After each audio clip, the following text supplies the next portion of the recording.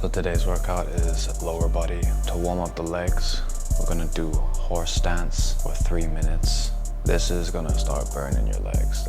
Your legs are probably gonna start shaking and quivering. If you can't do 3 minutes, just try to hold it for as long as you can manage. And then once we've done that, we're gonna go into some side lunges, get as deep as possible. This is going to increase our mobility, ready for any squatting movements. And we're pointing our toes to the ceiling. Great for opening up the hips, stretching the hamstrings. So after that, we're gonna do some leg swings as high as we can. Again, this is a great dynamic stretch for the hamstrings, get those explosive muscle fibers working, and just to get blood into the muscles that we're gonna be working today. For these dynamic stretches, it's very important to keep the pelvis neutral. And we're also gonna do some reverse leg swings. I think they might also be called donkey kicks.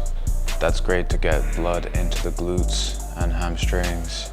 After that, we're gonna do some toe touches. Stretch the hamstrings, open up the hips, stretch the quadriceps. And then once everything's been stretched, time to get into the workout itself now. We're kicking it off with the M Torture V squats. We're going for 8 reps, 4 sets. We're trying to go moderately heavy, not too heavy, but on the heavy side of hypertrophy. Remember, hypertrophy is anywhere from 8 to 15 reps.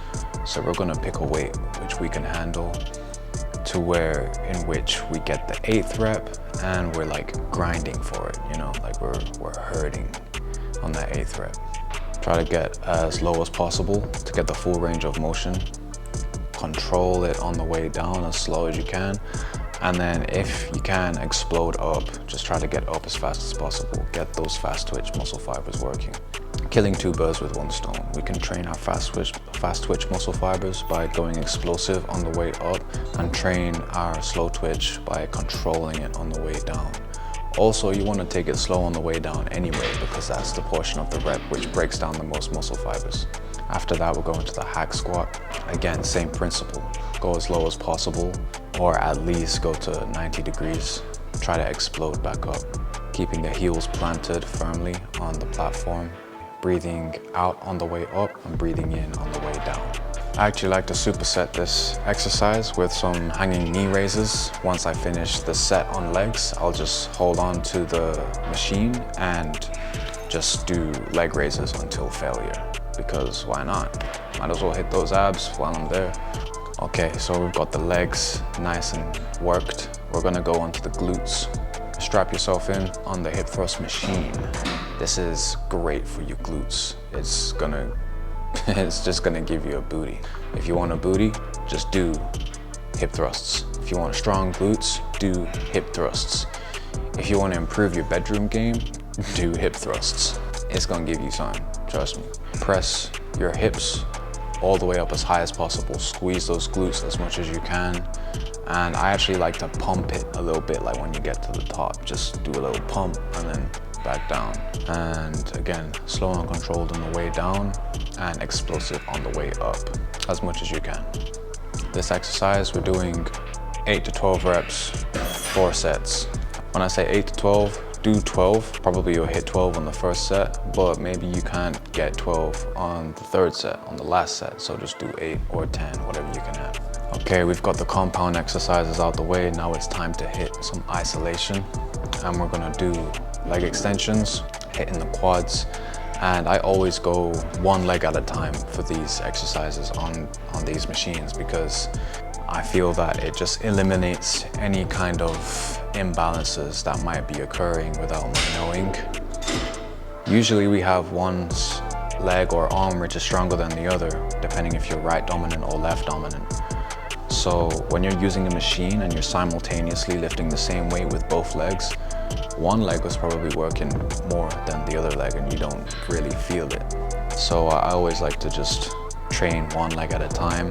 So we're gonna point our toes, extend the legs until straight, and squeeze the quadricep at the top, lower back down in a controlled fashion. We're gonna do 12 reps, 4 sets for each leg. After that, we're gonna do some seated hamstring curls. Same principle, 12 reps, 4 sets. Each leg is gonna be hit individually to isolate them.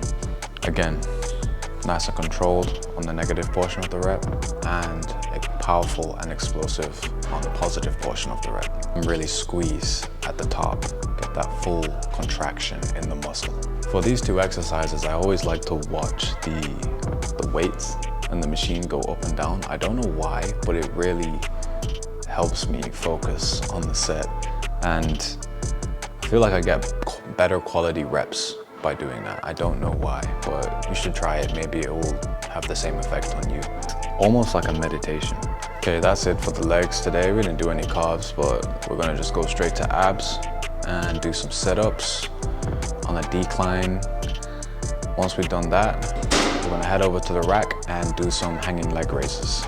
We're gonna bring our legs all the way up, try to hit the ceiling, and raise our ass up.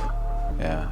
If your ass isn't raising and it's just your legs, you're probably just using your hip flexors. Like, you need to use your trunk in order to raise your ass up. And we're gonna superset that with some alternate leg raises, knee raises.